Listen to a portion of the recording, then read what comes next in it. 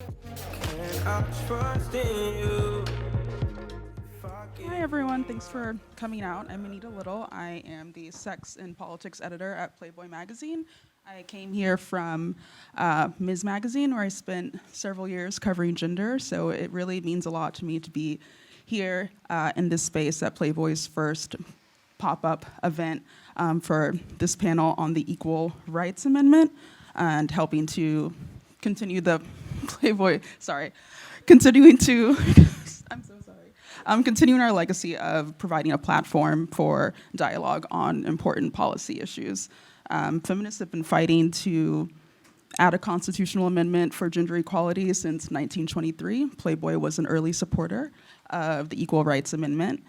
And now in 2019, Playboy is joining modern day feminists and picking up the mantle on the issue once again. Actress Lina Esco is the founder of the Free the Nipple movement, which I'm sure many of you are familiar with.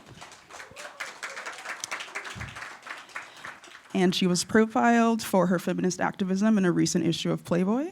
Johanna Maska served as an aide for President Obama and traveled with him to more than 40 countries as his media advisor and is now the CEO of the Global Situation Room, an international consulting firm. Both are the minds behind the Human campaign, which seeks to renew the battle for constitutionally protected gender equality. And we're actually selling t-shirts to support the Human campaign at the front, if you want to check them out at the end of the panel. And this discussion will be moderated by Camille Gear Rich, who is a professor of law and sociology at USC's Law School. She's an expert on feminist legal theory and the social construction of race in America, and most recently taught at Yale Law and Stanford Law. I'm a USC alumni who is a big fan of Camille's work, so I feel really lucky to have her here today. So I would like to open up the panel for what's going to be a really enlightening discussion. Thank you so much.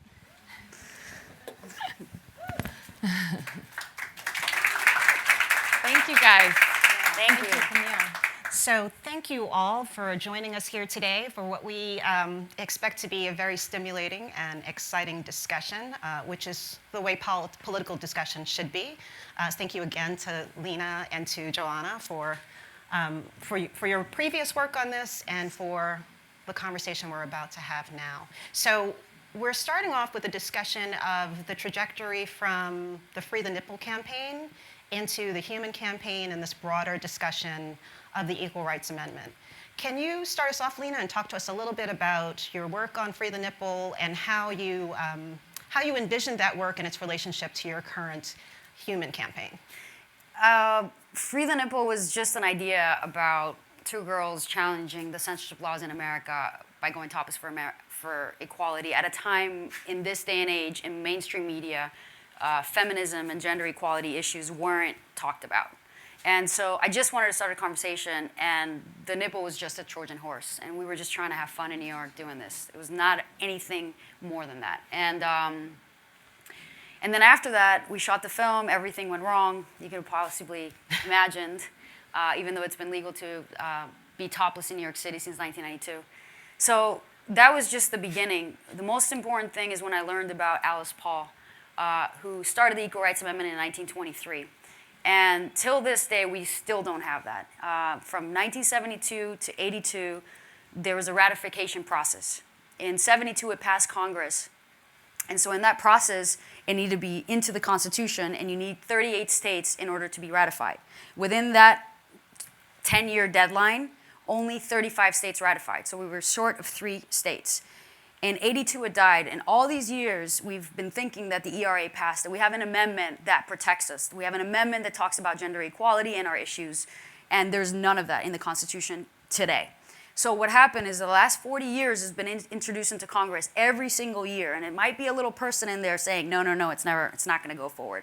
So here we are trying to bring this back and trying to get an amendment, because every single women's issue has gone into the 14th Amendment. And the 14th Amendment was first created for the newly freed slaves. And they're gone to the Equal Pay Act and all this other stuff. So every case that has gone through the 14th Amendment for women's issue, we have never won anything. So the ERA is a very important thing. And so we created the Equal Rights Amendment with this amazing woman right here, who I met like 3 years ago, who's a total badass. And I let her continue on from here on. So yeah, the Human Campaign is all about bringing people together to talk about equality. What Lina started, and I think what we want to continue, is a new kind of dialogue about inequality that exists. And we were talking a little earlier, I'm trying to recruit actively Camille to join the Human Campaign. She's totally going to be on board. Your work is done. But we were talking a little bit about Me Too, and it is amazing that people are coming out with their stories of harassment, of rape, of violation. But the truth is that any of that oppression stems from an imbalance of power. Sex is not the problem. A hug is not the problem. It's when someone else has more power over the other person that exists, where someone can take advantage of their power, and we have the situation of Me Too. And I think we all think that it doesn't matter if it's a young boy who is being violated by someone he trusts, or if it's a woman who's being violated by her husband, that those violations need to be addressed because they stem from inequality. And until we have that discussion of what true equality looks like, I don't think we're going to get to the point where we want to, where we don't have the Me Too stories in our society. So I think what you've both said so far really taps into this idea that this is a human campaign, that there's a way in which talking about issues of subordination that women face that actually open us up to seeing, right, that these issues are actually affecting a broader range of us, and especially if we think in terms of gender fluidity, that issues of subordination cross gender lines, and when you talk about the interests of women, you're actually talking about the whole human community in this fundamental way. You talked a little bit about Me Too. Are there other social movements, social issues right now being discussed that you feel like will feed into this human campaign once we understand that it's about equality? You have all these movements, right? But I feel like there's nothing more important than having that protection in the Constitution. A lot of the countries around the globe have something in the Constitution that states men and women are equal. We don't have that, and that is ridiculous. I mean, I still can't wrap my head around that. And so we're trying to bring that out in a way that has not been done before, which is more of behind the scenes, kind of hiring the right lobbying, raising the right money, having the right lawyers, and doing everything in that way, as opposed to in the way that things have not been moving forward, like marches and talking about it, wearing a shirt. That's not going to do it. We need to get in there. And the only way it's going to be raising the right kind of money and going behind the scenes and doing. I mean, look at the legalization of gay marriage. That was 3 people. That was David Geffen, that was Steve Bing, and a gay Republican lawyer. All behind the scenes, raising the right money, having the right lobbying, and all of a sudden, if you looked around backwards, you were like, wow, the Supreme Court just passed it. And it was one word that made it all pass. It was the word human. So Lina's absolutely right. And I think, there are people talking about the Equal Rights Amendment, and that's awesome.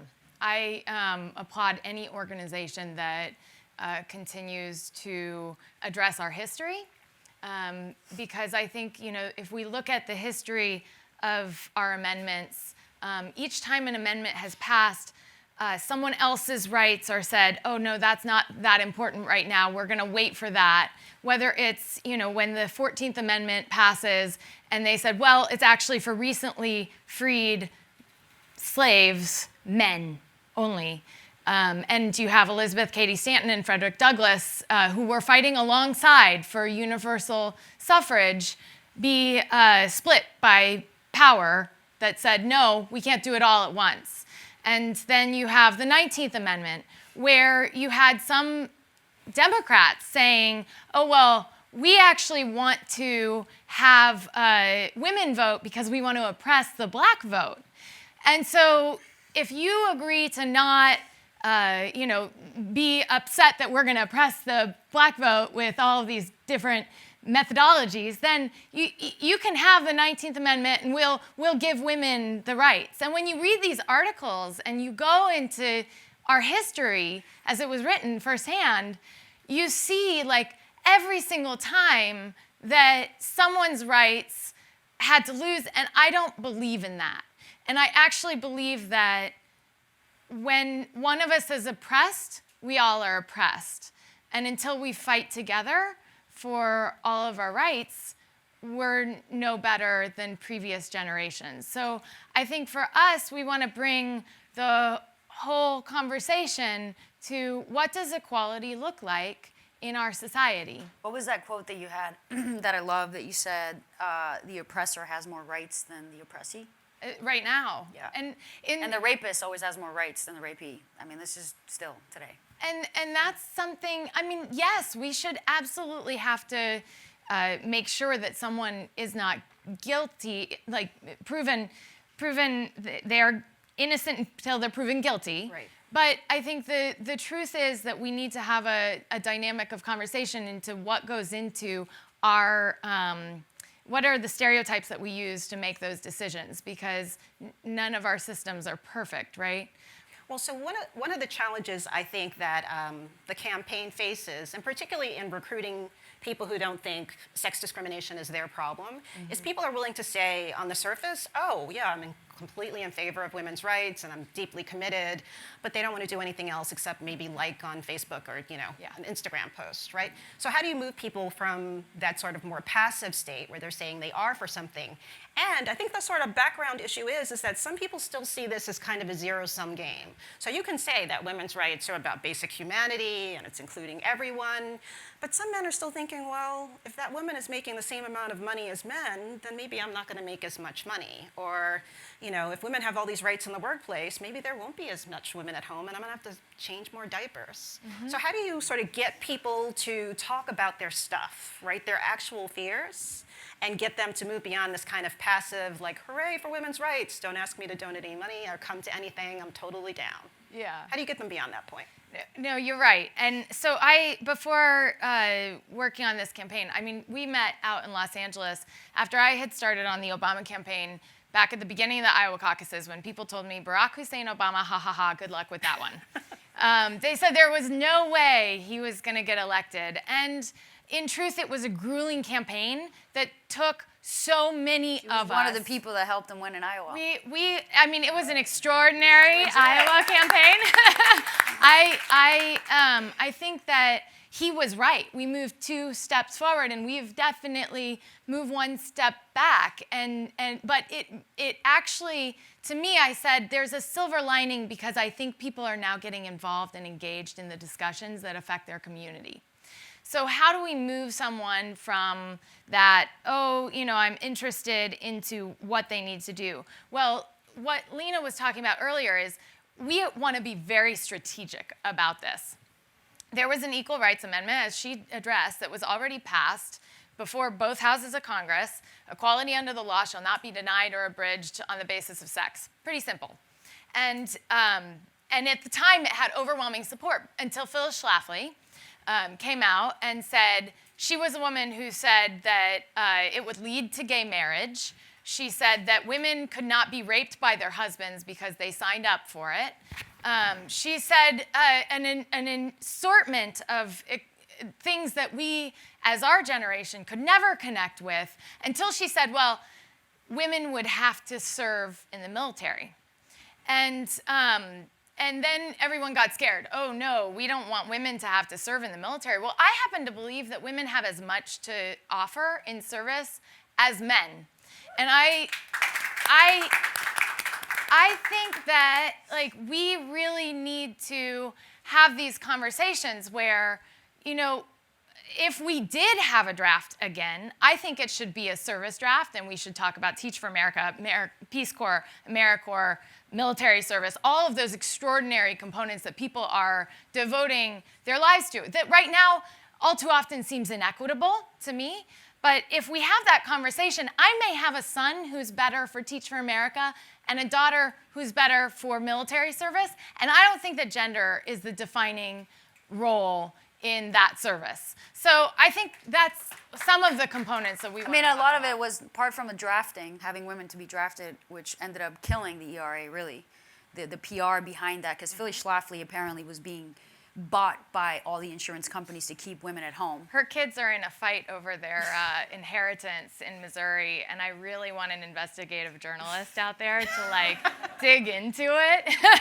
I mean, I think it's about time. We should figure out if the insurance companies. And also the miscommunication that people have with the ERA, which means the abortion thing. Our campaign is a bipartisan campaign. Our other partner is Katie Backer-Beason, who was a former campaign manager for Mitt Romney.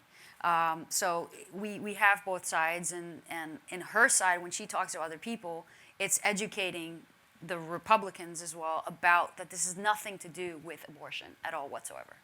And that's something that's... But to the strategy, we, right now, the two things you need for any campaign to be successful is oxygen and money. My husband totally is responsible for that one, but it's true. The right there. oxygen, the oxygen you need to speak and get people engaged in a campaign, and it's got to be motivating, hopeful. What does the world look like when we are all equal? And then the money is because you have to be very tactical. And so, you don't just throw up an advertisement in a state and say, oh, we just want to pass the Equal Rights Amendment in this state, because then it'll send it to the courts without a total plan for how that's going to go when you take it to the courts. I mean, there's going to be a lot of questions about the Equal Rights Amendment that was passed. Now, there have been other amendments that have sat unratified for years and years and years and years and years. They didn't have time limits on them. This was a time limit. The time limit was extended. The limitation has actually gone to the courts. And at the time, it was a state court that said that the time limit was legit. But at the time, the other thing that Congress did was review it and say, can they just actually pass just a majority vote extension to that deadline? A lot of those questions still exist. So some of this is sort of the technical legal stuff that Exactly. I love to talk about. I'm not sure it's that sexy for You're right. the rest of the world, but it's essential. And the question is... Well, let me ask, are you guys clear with what you're saying?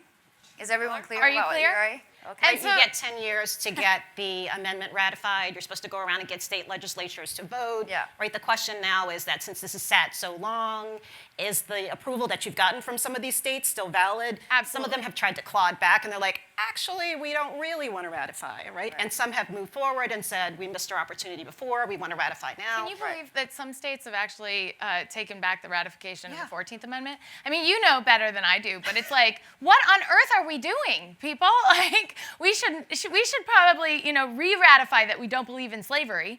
It would be a good thing that we could, make sure that people have more rights.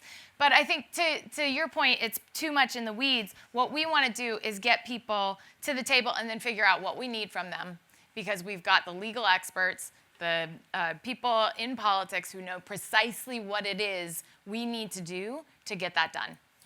There are ways in which, though, and it sounds really crazy, right, but that Phyllis Schlafly was actually a godsend, right? Because she surfaced... I don't know that I would ever now, consider her a godsend. But, right, she surfaced a lot of issues, right, that became incredibly politically important for us. All the anxieties we had about women's role in society, men's role in society, the line in gender, right, unisex bathrooms, oh my God, right? She raised all of this stuff early. Right.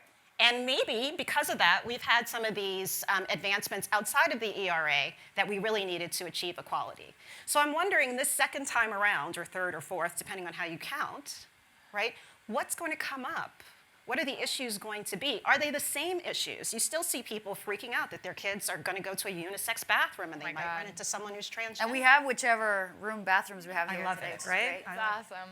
So do you think it'll be the same issues again? And we're actually, the clawing back and the sort of pulling back is actually the same dynamic we're more generally seeing with maybe we're not all on the same bus towards equality that we think we are. Or will there be new things that we I think a lot of people think that we don't need the Equal Rights Amendment as well. I think they think that they already have rights because they're living in their own bubble. But we have evidence that for the last 40 years, every case that has gone through the 14th Amendment, which encompasses women and women's issue and equal pay and all that stuff, we've lost every single case in the Supreme Court. It's never been held at the same scrutiny. Exactly, Yeah. because we don't have that exact dialogue that the Equal Rights Amendment has to protect us. Yeah. So whether it's, a man, in fact, it was Ruth Bader Ginsburg took a case of men not being able to buy beer until 21, but women were able to buy beer at 18. Craig v. Boren, right? What was it? Craig v. Boren. Yes. You know, you are the legal expert, which is why I'm recruiting you. Camille is totally, she's part of it. She's going to come back over in this couch. But yeah, so, the truth is, when we're looking at that case it was men's discrimination, which got the court to agree to, but it was a different level of scrutiny. Right. So there's 3 levels of scrutiny under the Constitution. Again, not to get us too far down into this, under the Equal Protection Clause, there's rational basis, there's intermediate scrutiny, and then there's strict scrutiny. Race gets strict scrutiny. That's been a real problem for the affirmative action cases. Gender gets intermediate scrutiny, which gives the courts a lot of flexibility to sort of figure out whether they think the gender stereotyping is okay as a cultural backdrop, or it's something that offends our equality norms. So it's very mixed. It allows for a lot of manipulation. And some of the arguments for the ERA are, right, that we get to strict scrutiny immediately. Mm-hmm. Yep. We might have some of the same problems we have now around race, but at least we'd be at the highest level of scrutiny. Other people think, well, it'll develop in a completely different way. Maybe there are things about gender that actually don't match up well with race. Right now, what our cases do is sort of say, okay, this works for race, this works for gender, and it tries to line them all up. Maybe we need a new starting point, and the ERA gives us that, to think about gender and sex in a much more expansive way. Well, and I think you're right to the point where we all are so blessed to stand on people's shoulders who have fought for rights and equality and expansion of people's rights before us. And we find ourselves in this new phase where we're probably going to have a conversation that includes, the valuation of people's work, of, men and women's contributions to society. There are differences. Women can get pregnant. And that's what always comes up. People will be like, well, men and women are different. Well, yes, they are, but that doesn't necessarily mean that their contributions to society are valued are valued appropriately right now, or in terms of that imbalance of power, we really need to have those conversations on what does equality look like, so that there isn't that imbalance of power, so that there isn't that Me Too situation. So to that extent, I do think is it going to bring up that women produce the most important thing to human existence, which is humans, and yet they're unpaid for that contribution, and we're fighting right now just for maternity benefits. What does that look like? Like, how do we value the important contributions of women who are caring for our children and our most vulnerable populations?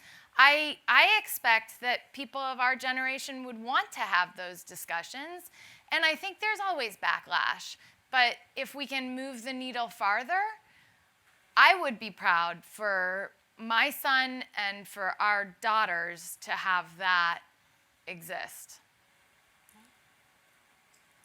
So are there ways in which we sort of have been proceeding along a kind of liberal feminist model, like equal rights for all and a sort of static conception of rights? But when we start to talk about women's interests and how women move through the world, right, certain things show up. So you mentioned pregnancy as one. Pregnancy led to, right, the Family Medical Leave Act, right, which is available to both genders, lets people take time off from work to care for a family. Once you sort of think about the... Granted. Yeah. Not too sunny a picture, right? But a ray of sunlight. Yeah. So when you start to think about women and you get a broader sense of the interests at stake, right? Everybody benefits. But again, we have to figure out how to get people away from this zero-sum game conception. Are there other ways in which women sort of operate in the world, have interests, have conflicts that you think, if we start to talk about these, more people are empowered, and it's a way to pull people in to care about the human campaign and to work on the equal rights Well, this is the thing. We have a momentum, and this is so important. We were talking about this. We have a momentum, and if we don't capitalize it right now, this second, it's going to go away like it went away in the 20s, like it went away in the 50s, 60s, 70s, 80s, and here we are again with the momentum. These T-shirts, these feministic T-shirts, all this stuff is just going to run old. It's already becoming so saturated. So right now we have everything going for this being pushed forward.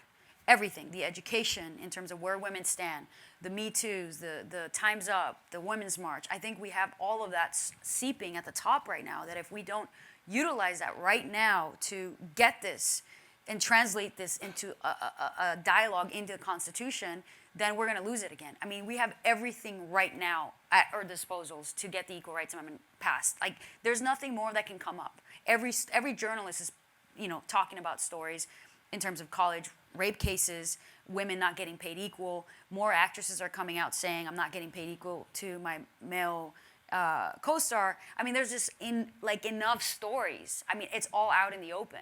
There's lectures in colleges and schools more than ever on feminism, but everything's out. So it's all out for us to really take it and do it. And I think that's where we're at right now. So you're right, and the truth is, where we're looking at. I think what I loved so much about working with President Obama is he would start from the place of where can we all agree. So we reached out across party lines to a woman I worked against. Katie Packer-Peason was deputy campaign manager for Mitt Romney when I was working for President Obama. And I reached out through a couple different friends to try to figure out, is there consensus here? And she said yes. And she said, I watched Phyllis Schlafly talk about how one of her most proud moments was that she defeated the Equal Rights Amendment. And afterwards, she talked to women Republicans her age and was saying, was that in our interest? And and so, she said, no, I agree. We should work on this issue together. Now, I can't get her, we have to have all the debates in terms of Family Medical Leave Act. I believe that it's a societal benefit when we provide for our children, and so it should be on the society and not the business. But there's a lot of debate on, Family Medical Leave Act and who should bear that responsibility for someone taking time off to care for the next generation. That we may not agree on right away, but when we find agreement on something as simple as language in the Constitution that says that equality shall not be denied nor abridged on the basis of sex, let's start from there and then work on all those other issues that exist. So I wanted to go back to something that Lina said about stories, because stories really are the way that we win hearts and minds and really motivate people to take part in a movement. Another issue that's also come up, right, has been this issue of class and who's participating, the level of privilege that's sometimes required in terms of economic class in order to participate, or are there other ways that we can sort of shape this movement to ensure we get more participation from people who are economically on the margins? And I also wanted to surface the issue of race, right? The ways in which, you talked about the ways in which sort of my identity has been split apart by constitutional law, right, for decades now. Is it about race? Is it about gender? What can we learn from class-based politics and intersectional feminism in framing the movement for the Human Campaign and for the ERA? Yeah. I mean, just to go back for a second, August of 1920 is when white women first won the right to vote. Women of color and women of other races didn't start voting or were not allowed to vote until the 50s and 60s, late 60s, right? I mean, that's in itself, it's ridiculous. We've never been equal in this country in any shape or form. And that's something we should think about. Because everyone says, oh, we won the right to vote, but white women won the right to vote. Right, some people would say that, for example, my dad didn't receive his absentee ballot in Arizona. He lost his right to vote just, 2-3 years ago. Yeah. So I think in terms of, institutional structures, in terms of political activists interfering with people's education about their right to vote, long waiting lines at polls, there are all sorts of ways that I think you're right, that still we're struggling for the right to vote, and it's not, even though it might be there in the Constitution, it's not delivered there in the ground. But maybe that's part of the conversation too, right? Yeah. In terms of getting people involved. Well, and I love what Stacey Abrams has done in reaching across party lines to try to address some of those issues in Georgia, because it was unfair that so many people didn't get to vote. I mean, my son, we were walking to a poll on election day, and my son was like 5 at the time, and he said, Mom, why do they vote on a school day? And I was like, from these little mouths. It's so true. And I think we need to have that conversation of, I'm following, they used blockchain for voting in West Virginia for some of the military absentee voters, and it worked. And it's something that, they had multiple ledgers, they had multiple identifiers, and they figured out a way where you could vote by your phone. Wow. And I don't think it'll be tried in America first. It'll probably be tried overseas. But I think that we need to be very cognizant of what those kinds of voting trends are that could allow everyone that access. To equality, we know that equality doesn't exist. Whether it's the issue with what lawyer you get to fight your case, whether you have access to that court system, whether you're documented and you feel like you can go to someone in a legal situation if you're being oppressed, like all of these issues, to me, play into that discussion of what is equality. But are there any of us who disagree with the notion that we should, at least in the Constitution, be equal?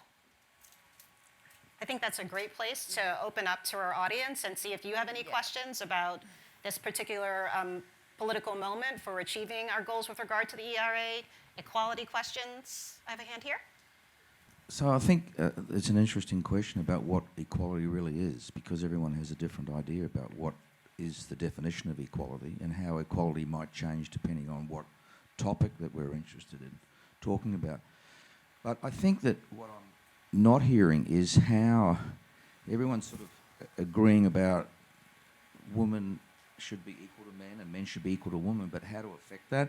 But what I haven't heard is how to include men in this process. I hear the Democrats in particular, it's all Me Too, but how do we include men? Well, can I say something? From day one, I think that's something we've always talked about, the inclusion of men. Free the Nipple was also all about the inclusion of men and women coming together for gender equality. It was a fun campaign, and that's what we're doing here, and that's one of the reasons why we partner with Playboy. Playboy has the biggest male audience. We're here. It doesn't get bigger than that. Cooper Hefner was the person who I talked to, because Lina and I were talking about really wanting men to be involved in this.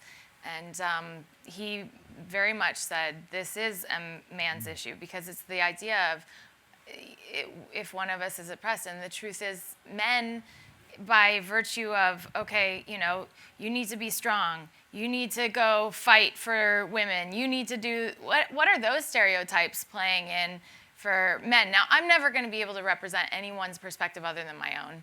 And I think you're right, we need to have men's voices as part of this. But I think that men are extraordinarily crucial to the success of this campaign.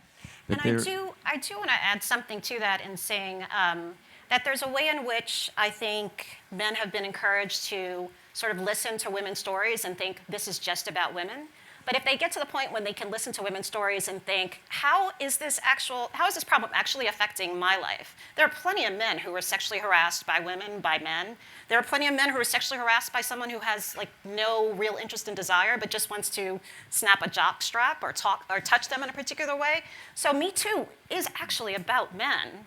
But I think that doesn't get brought up enough. Yeah, I'm not sure a lot of people would agree with you about that. I think there's a fundamental difference about that. I think most men would say that Me Too is not about men, it's about women. And until women recognise that Me Too is about men, most men would recognise that the perpetrators of Me Too are men, not women. Well, so I think you're wrong. I think if you run a couple of Google searches, you'll actually change your view. And I think that we should move on. Wait, I'm going to jump into what you just said for a second. There's been so many women for so many years that have not talked about rape. I was raped twice, and it took me till 4 years ago to speak about that. So we've all kept that quiet, right? There's a lot of men out there that have not spoken about their own personal stories.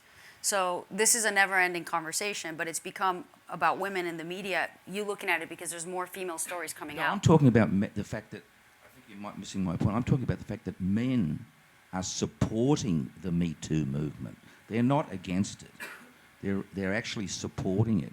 but their voice has been drowned out Oh, I didn't hear that. by the assertiveness of the women. Not that the men don't support it. A lot of men do support it. I support it. Thousands, hundreds of thousands of men support the Oh, yeah, movement. I was only sort of trying to draw out the strand of your argument where you're saying men weren't part of this conversation about the pain of sexual harassment, is that I just want to make sure that their voices are counted as well. But I'm perfectly, I'm thrilled that men are interested in the Me Too movement and supporting women in their ability to give voice to the things that have happened to them. Absolutely in agreement on that point. It's just, I also don't want to sort of hide the pain of men, because a lot of them have talked about the ways in which when we talk about sexual harassment, we tend to focus on certain kinds of women. And this gets back to the point about race, too, right? As there was a discussion in the Me Too movement about working class women and how their experiences weren't being discussed and the ways in which women of color are affected. So every time we have a question about equality that's raised, it's a moment to pause and think of about whether or not everybody really is in the conversation and how we bring more people in. So, and I want to say I am very grateful for you sharing your perspective, because I've heard from a lot of men who feel like they don't feel welcome in the Me Too movement, because they feel like they, even though they want to be a good guy, are instantaneously put to the side. And so I've heard from that from male colleagues or friends. And I actually think that men's voices are going to be really important in those discussions. So in terms of Me Too, I think you see two things, which is the origins of something may look different than how it's presented in the media by who has the oxygen. And so there may be some people who are talking about it who didn't have the original intent, which the original intent was those who had been victims or survivors of these issues of imbalance of power should come out and say, me too, I've also been part of that. And I do think that men, like Lina said, and like we're talking about, and Camille's addressing, there are men who have these stories, and I think that they're really important to the discussion. And so, what I think is really unfortunate is that some folks will say in private, now that I have seen what's going on, I feel like I can't even take a meeting with a woman who's, a young, attractive woman, because I could be accused of harassment.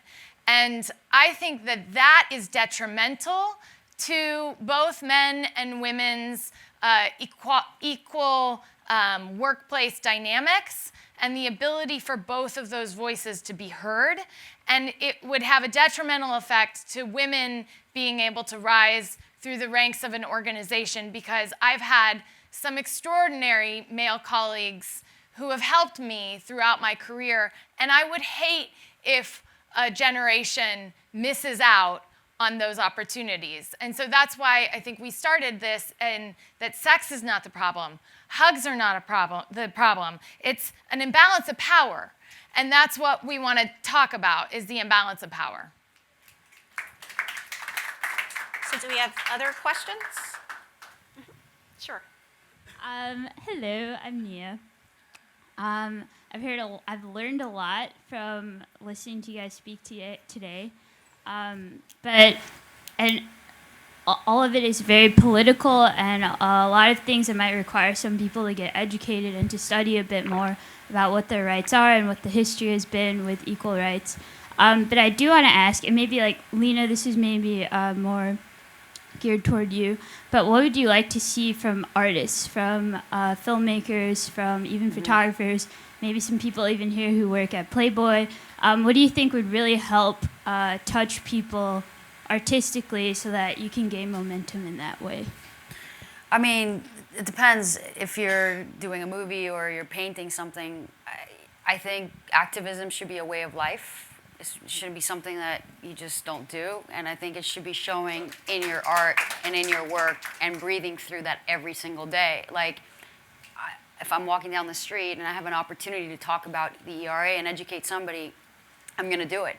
And finding those ways to become a part of your life until it happens. Because we can't all go to DC. We don't have the money to hire lobbyists. We don't have the money to hire lawyers and make this a full-time job. We don't have the time for any of that. But becoming an everyday activist in what you feel passionate about, and if this is the case, make that a conversation. Make that something where you start connecting the dots on it with other people. And hopefully that will be, because I think one of the biggest problems that we have is that people are not educated in this issue at all. You know, I talk to people that are super educated and people that are not educated, and they both say the same thing. Oh, I thought the ERA passed. Oh, really? Women don't have any? What? What are you talking about? Like, it doesn't matter. The spectrum is the same no matter where you go. Majority of the people think this is not real. Like, it's not happening. So I think as an artist, and we're all, I mean, pretty much artists here, I don't know, we have to be breathing, living, eating this like it's just a way of life at all times. Yeah. I think art was so successful even in the Obama campaign. It was you like, guys were good. I mean, it was. It's one of those ways where you really connect with people and in such different ways. And so to the point where people can, you know, show their expression of what inequality is and what equality looks like, I think that's super helpful. Ultimately, when I asked the question of why this hasn't been addressed, I talked to David Axelrod and David Plouffe and folks who I worked with for a long time, and I said, did it come up during our administration? And no one remembered it coming up. And then I saw that Tina Chen had written on it while we were in the administration, encouraging people to talk about the Equal Rights Amendment. And we had this conversation where it was like, well, a lot of people think it's a forgotten issue that, you know, that they have equality. And I was told that no one in Congress has an appetite for this unless we create the oxygen. Unless we make it popular amongst the crowd. Because yes. she told me a story, remember, about Obama. It wasn't really for gay marriage. Well, no, it was the evolution yeah. of the position on gay marriage. Yes. I believe he probably always thought that, but in the beginning of Iowa, right. if you remember, he would say, you know, to me, he would like pivot. It would be a little, well, what was it? Do you remember? It was, I remember. It was something about, I'm sure you remember. I do remember. The way. My husband will remember for me. But no, the truth is he said something like, well, you know, we can't force things on people where I may personally have religious convictions. There may be, you know, a state interest. It was like a very hedge the issue. And then Joe Biden came out on gay marriage first, and that was not cool because we were supposed to come out on gay marriage first. But then it became popular amongst everybody, and then Obama was like, okay, let's go for this. Will and I Grace think changed we're the gonna dynamic. See some of this again too is that different, especially with different political candidates now, right, running in the primaries and sort of pushing each other along in this evolution. They'll all be pivoting around each other as we sort of try to figure out right, where we are on each side of the aisle on these issues. I feel bad that we've run out of time. Yes. I hope we're going to have more conversations and more pivot points amongst ourselves as we talk more and explore these issues. I want to thank you both Thank you so much. kicking off such a great Can I conversation. say one last thing? Absolutely. Okay, so the one last thing before we go is a friend of mine always talks about policy moves from east to west in this country, but ideas move from west to east.